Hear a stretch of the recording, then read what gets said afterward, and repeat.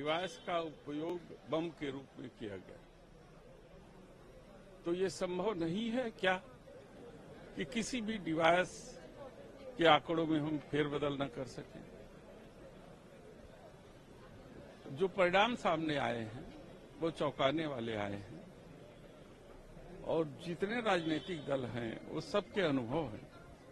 अनुभव के आधार पर वो आश्चर्य सबको हो रहा है कि महाराष्ट्र का परिणाम ऐसे क्यों आया। तो क्या चुनाव आयोग को शंका का समाधान नहीं करना चाहिए? जब पार्टियां ही तो चुनाव में जाती हैं और वही सरकार बनाती हैं, वही सरकार जो है इस लोकतंत्र में अपना प्रतिभाग देती है, तो जब हम किसी चीज पर आशंका में हैं तो उनका कर्तव्य बनता है कि वो हमारी आशंका को दूर करें और जनता में एक मैसेज दे कि नहीं, हम जो है कि ये ईवीएम सही है या गलत है। मैं तमाम देशों के उदाहरण हैं जो ईवीएम बनाते हैं, जो हमसे ज्यादा कहीं टेक्नोलॉजी में एडवांस हैं, वो कोई भी ईवीएम का इस्तेमाल नहीं करता। सब लोगों ने कहा, यहाँ तक कि जो एलन मस्क हैं उन्होंने भी अपने आर्टिकल में लिखा कि ईवीएम को हैक किया जा सकता है।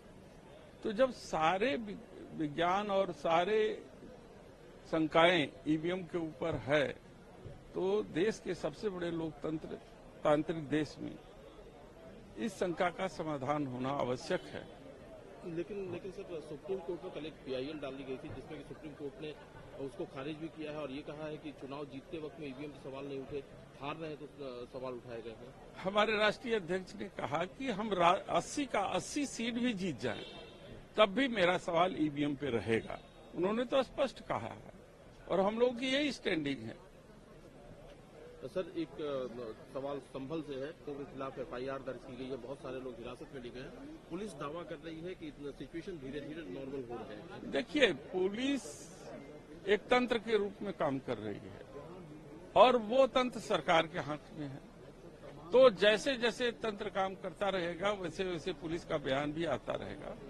अगर हमारे दल के लोग वहां जाकर के लोगों के दुखों में शामिल होना चाहते हैं, हकीकत जानना चाहते हैं, देश की सबसे बड़ी पंचायत में बहस हो रही है, चल रहा है, पूरे देश को एक मैसेज जाना चाहिए कि वहां हुआ क्या। किसी की भावनाओं, किसी के उसके साथ जिस तरीके का बर्ताव हुआ, जिस तरीके से कोर्ट के आदेश आए, कोर्ट के आदेश पर तत्काल प्रशासन के लोगों ने निर्णय लिया और वहां पर गोलियां चलाई बिना कॉन्फिडेंस में लिए। कौन सी ऐसी चीज आफत थी कि अगर वो उसको सूचना दे करके दोनों पक्षों को कॉन्फिडेंस में लेकर के सर्वे करते। ज्ञानवापी मस्जिद का भी तो सर्वे हो रहा है, वहां तो कोई दिक्कत नहीं है। वहां के लोगों ने वहां के लोगों के साथ विश्वास में लिया और सब लोगों ने सहयोग किया। यहाँ कौन सी अफरातफरी? ये सब साजिश का हिस्सा है, क्योंकि देश के सबसे बड़े उद्योगपति अडानी के ऊपर